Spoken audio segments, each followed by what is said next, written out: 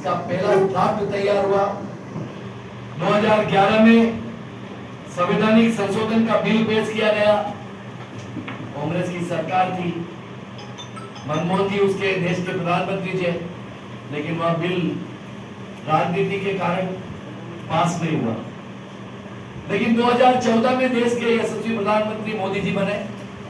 उन्होंने पुनः एक देश एक कानून को लागू करने के लिए शुरुआत की, और जिसका परिणाम ये हुआ कि 1 जुलाई 2017 को हम सबको पता है कि लोकसभा में रात्रि 12 बजे उस समय यह कानून पारित हुआ।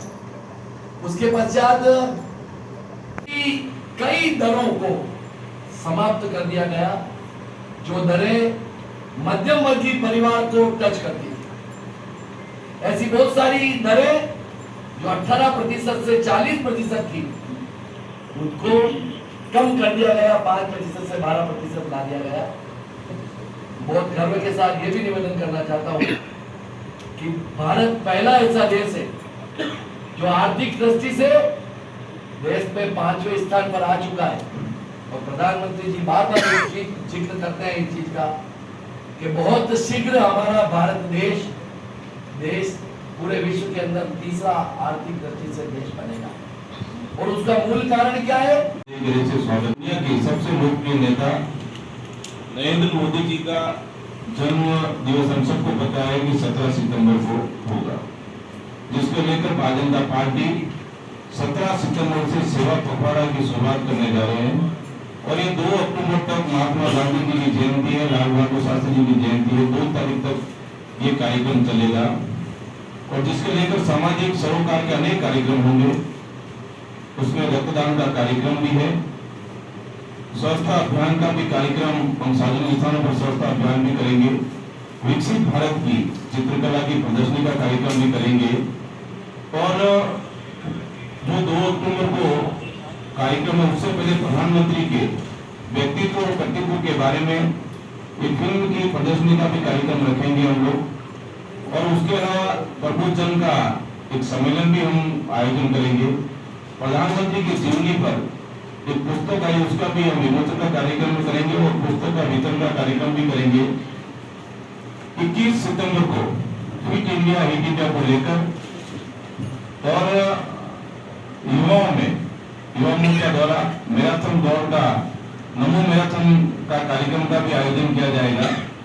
25 सितंबर को जनसंघ के संस्थापक सदस्य दीनदयाल उपाध्याय जी की जन्म जयंती, उस दिन हम उनका पुष्पांजलि का कार्यक्रम तो रखेंगे। और उसके अलावा संगोष्ठी का कार्यक्रम भी होगा, लोकल फॉर लोकल, जिसको लेकर हम सबको पता है कि आत्मनिर्भर भारत के लिए। और जहां पर हिंदुस्तान के जो छोटे जो श्रमिक है, उनकी जहाँ पसीने की बूंद जहाँ गिरी है, जो उन्होंने परिश्रम किया, तो सबको लेकर लोकल फॉर लोकल का एक कार्यक्रम का आयोजन किया जाएगा। दीनदयाल उपाध्याय जी की जयंती के दिन प्रत्येक मंडप पर वृक्षारोपण का, एक पेड़ मां के नाम का अभियान का कार्यक्रम हम रखेंगे। 2 अक्टूबर को गांधी जी की जयंती, और उस दिन हम स्वच्छता अभियान तो चलाएंगे, लेकिन उसके अलावा प्रत्येक व्यक्ति खादी की वस्तु खरीदे, उसका भी कार्यक्रम मंडल से हम रखेंगे। और सांसद खेलकूद प्रतियोगिता जो 29 अगस्त से शुरू हो गई थी, 20 सितंबर तक चलेगी, जिसके बारे में सांसद साहब हमको बताएंगे। आत्मनिर्भर भारत के बारे में प्रदेश सरकार ने तय किया कि स्थानीय जो उत्पादन हुए हैं, उनको लेकर जो हस्तशिल्प कला है, हम जानते हैं कि किसी समय आदिपुर में खिलौना उद्योग बहुत बड़ा करता था, धीरे धीरे वो खत्म हो गया। इन सब तो छोटे जो लघु उद्योग है, उनको प्रोत्साहन के लिए हम ये सारे कार्यक्रम का आयोजन किया जाएगा। यही सूचना देनी थी। धन्यवाद। उसकी पूरी जानकारी हो रही है, और उसके बाद में इसको जो ऐसा बनाएंगे ताकि हमारा पर्यटक के लिए यहाँ उदयपुर से 15 मिनट के अंदर एयरपोर्ट पहुँच जाए। अगर प्रताप नगर चौराया और देवारी का चौराया पर जो व्यवस्थित, उस चौराया में भी कमियां है, उसके बारे में भी हमने UID के सभी अधिकारियों को ले जाकर भी बताया। और हमारे सरकार के जो पीएचडी के पीडब्ल्यूडी के जो मंत्री है, केंद्र सरकार के मंत्रियों से जिन्होंने वार्तालाप की, तो वो वास्तव में इसके लिए भी किया। हमारे जो कहते हैं उसमें सबसे महत्वपूर्ण ये है कि संविधान के दायरे में जब चर्चा करते हैं तो जीएसटी काउंसिल पूरे देश को रिप्रेजेंट करती है। राज्यों को भी उनमें एक वोट होता है, भारत सरकार को केवल एक वोट होता है, लेकिन बाकी सारा राज्यों की भी इसमें भागीदारी है। तो महत्वपूर्ण ये है कि ये जो भी जीएसटी 2.0 जिसको हम कह रहे हैं, इसमें सब जगह से समर्थन मिला है। इसका मतलब ये है कि पूरे भारत का ये एक रिफॉर्म है, निर्णय है, लोकतंत्र को ताकत देने वाला है और जिसको कहते हैं फेडरल स्ट्रक्चर को साथ में लेकर चलने वाला है। महत्वपूर्ण चीज ये है कि निर्णय तो लेने पड़ते हैं और निर्णय लेने के लिए एक दृढ़ संकल्प चाहिए। वो माननीय नरेंद्र भाई मोदी जी के मन में है, कार्यप्रणाली में है, चिंतन में है। इसलिए वो हमेशा कहते हैं कि रिफॉर्म, परफॉर्म और ट्रांसफॉर्म। तो ये जो रिफॉर्म, परफॉर्म, ट्रांसफॉर्म जीएसटी में नजर आता है। कुछ महत्वपूर्ण बिंदु जो जीएसटी सुधार के संबंध में है वो आपके सामने इस प्रकार से रखता हूं। नंबर 1, ये लगभग 500 जो वस्तुएं हैं उनको सस्ता करने वाला निर्णय है। इसमें पहले 4 स्लैब होते थे, वो अब 2 हैं। 28% और 12% अब समाप्त हो चुका है। जब 28 और 12% की बात करें तो एक सूचना जरा सी बहुत महत्वपूर्ण है। 12% स्लैब में जो भी आइटम आया करते थे उन वे सारे आइटम 99% आइटम सस्ते हुए और दूसरे जो 28% में आते थे वो लगभग 91% सस्ते हुए हैं। तो मोटे तौर पर ये एक राहत देने वाला जीएसटी का सुधार है। और ये जो सुधार है इसमें ऐसा ध्यान में आता है कि 12% से यदि 5 पर आता है तो लगभग 7% का टैक्स का इसमें राहत देती है और 28 से 18 पर आता है तो लगभग 10% का देता है। सीधा सीधा समझने के लिए ध्यान में आता है। अब ये जो सुधार है इसमें लगभग 2 लाख करोड़ की राशि बचत के रूप में आएगी और ये जो बचत के रूप में आएगी ये पूरे इकोनॉमी को ताकत देगी। अब हम क्रमशः विश्व के 3-4 इकोनॉमी में हम लोग हैं तो उसमें जो ये जो बचत है वो कैसे ताकत देती है इसका एक छोटा सा सूत्र है कि निवेश, जब बचत होती है तो इन्वेस्टमेंट होता है, जब इन्वेस्टमेंट होता है तो प्रोडक्शन अधिक होता है और उसकी खर्च करने की ताकत समाज की होती है, क्षेत्र की होती है। तो जब प्रोडक्शन अधिक होता है तो जॉब क्रिएशन भी बहुत होता है। ये पूरा एक साइकिल बनता है। इस प्रकार से जब एक बहुत बड़े स्केल पर जॉब जब होते हैं तो वाइडर जो टैक्स पेयर की संख्या तय होती है, पुनः एक बड़ी ताकत पूरी इकोनॉमी को, पूरे समाज को मिलती हुई दिखती है। इसी भाव को लेकर माननीय नरेंद्र भाई मोदी जी की सरकार ने ये जो पहल की है। महत्वपूर्ण यह है कि कुछ बिंदुओं पर चर्चा करें कि कैसे कुछ आइटम सस्ते हुए। एजुकेशन फॉर ऑल, इसमें नोटबुक, पेंसिल और कलर जैसे ये सारे के सारे टैक्स फ्री हुए हैं। एसेंशियल फूड है जिसमें दूध है, पनीर है, ये सारे सस्ते हुए हैं।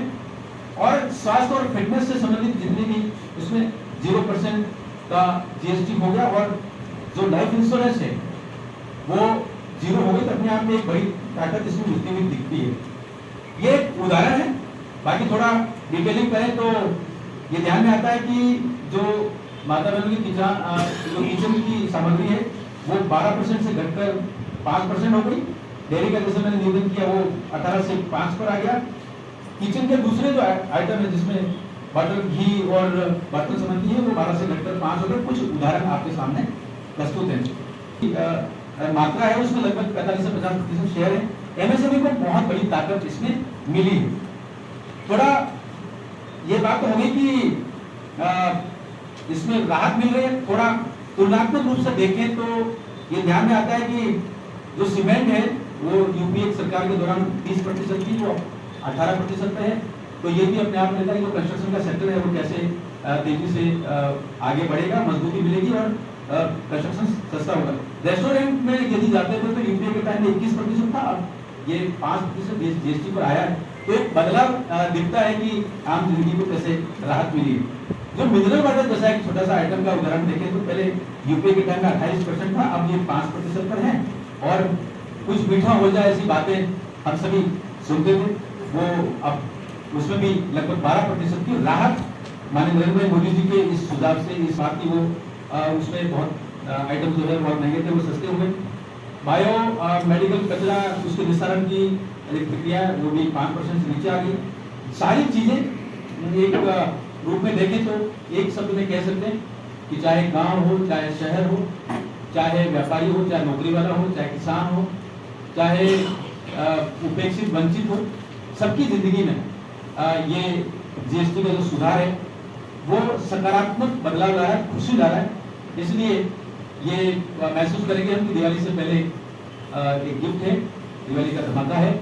और 22 सितंबर से जब लागू होगा, वो सोमवार है और वो नवरात्रि का पहला दिन है, तो ऐसा ध्यान में आता है कि हमारे अपने त्यौहार जो शुरू हो रहे हैं वो निश्चित रूप से सरकार के इस महत्वपूर्ण निर्णय से लोगों के चेहरों पर खुशी दिखेगी, मार्केट में बड़ी अच्छी चहल पहल दिखेगी और मन में एक भाव होगा कि हमने एक समर्थन दिया नरेंद्र भाई मोदी जी को, तीसरी बार लगातार ताकत दी, तो निश्चित रूप से ये सरकार काम करती है और काम करने के साथ ही साथ राहत देने वाला एक कठोर और तेजी से निर्णय भी लेती है।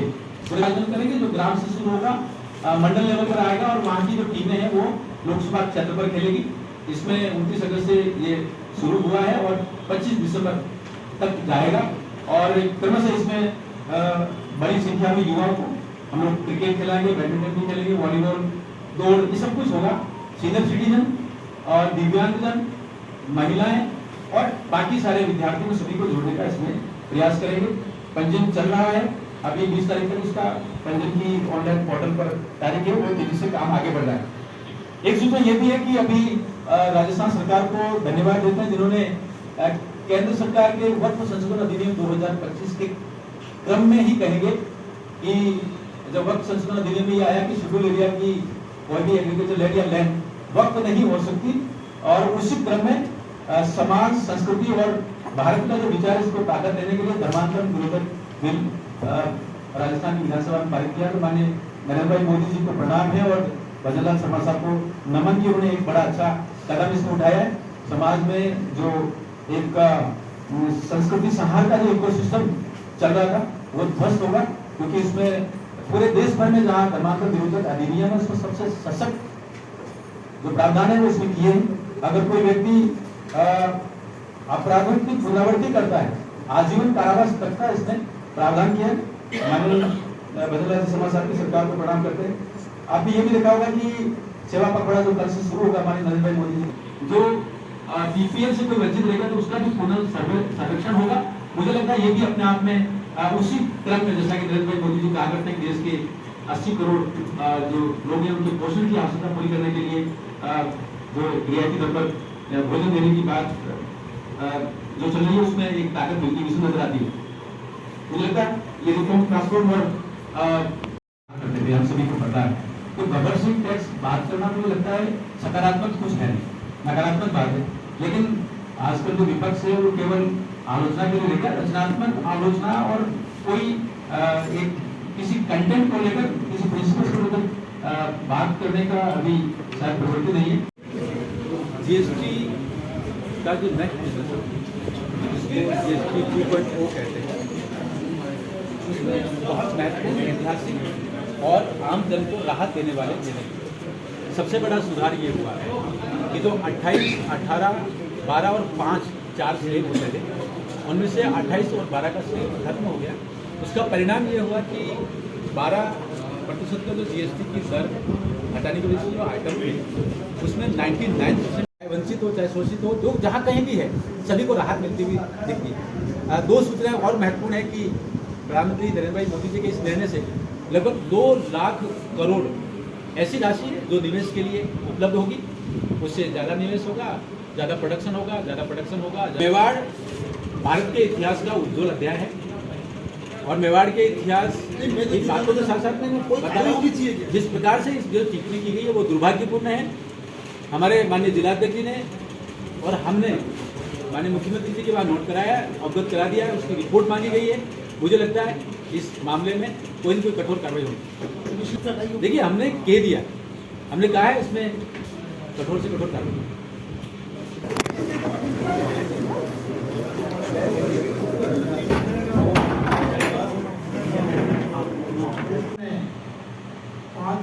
5 साल के एंड वाला बजट में जो घोषणा करते थे, उस बजट को देखो या हमारा पहला बजट को देखो, उसमें वास्तव में मैं इस मेरी उदयपुर की जानकारी दूं मैं, तो यह पारस तिराया पर है, जो यहाँ आए दिन जो जाम लगता था, उसको हम देखते थे कि यहाँ पर कैसे निजात पाएंगे। तो यहाँ पर भी पारस तिराया को और ब्रिज का मतलब काम शुरू करवा के और हमारे को बहुत बड़ी राहत प्रदान की। एलिवेटर रोड के लिए बरसों से जो हमारा काम अटका हुआ था, चाहे रेलवे स्टेशन से लेकर कोट चौराया के वहाँ तक बंसी पान वाले के पास पाने का काम हो, और चाहे हमारा पटेल सर्कल के अंदर, पटेल सर्कल के पास में अंडरपास का काम हो, हिरणमंगरी शांति वाटिका से लेकर पारा केतु के वहाँ तक ये जो हिरणमंगरी में भी दबाव रहता था, उस काम को देखो तो आप यहाँ पर वो भी काम शुरू हो गया है। रामपुरा से लेकर नागेश्वर तक का रोड देखो, ये भी हमारा काम बहुत बड़ा है। इसके लिए ही नहीं, अभी पंडोरा होटल के यहाँ पर हाईवे में जो कमी रह गई थी, उस रोड का भी हमने, जो वास्तव में बरसात होते पानी भर जाता था, उसका भी हमने काम शुरू कर दिया है, करीब करीब चालू हो गया है। यही नहीं, हमारे जो अभी देवारी से प्रताप नगर का जो वास्तव में वहाँ पर है ओवर ब्रिज की जो जरूरत है, उसमें भी अभी खामियां रह गई है, तो उसको भी हमने सुधार करने के लिए वापस इसको रोका। और इलेक्ट्रॉनिक मीडिया के हमारे आप सबका बहुत बहुत धन्यवाद कि आप सब अपने व्यस्ततम समय में से समय निकाल कर हमारे बीच पधारे हैं। और आप न सिर्फ जीएसटी के प्रेस कॉन्फ्रेंस के लिए, बल्कि हम ये कहें कि जन जन की बात, जो जन के विचार थे या जनता के मन में जो सवाल आते हैं, वो सब आपके माध्यम से हम तक पहुँचे, आप हमारे जनप्रतिनिधियों के बीच पहुँचे, और उनके जवाब जो मिले हैं वो आप जनता तक आपके माध्यम से पहुँचेंगे। प्रधानमंत्री द कलर्स 18 उदयपुर न्यूज़ को सब्सक्राइब करें और हमेशा अपडेट रहिए।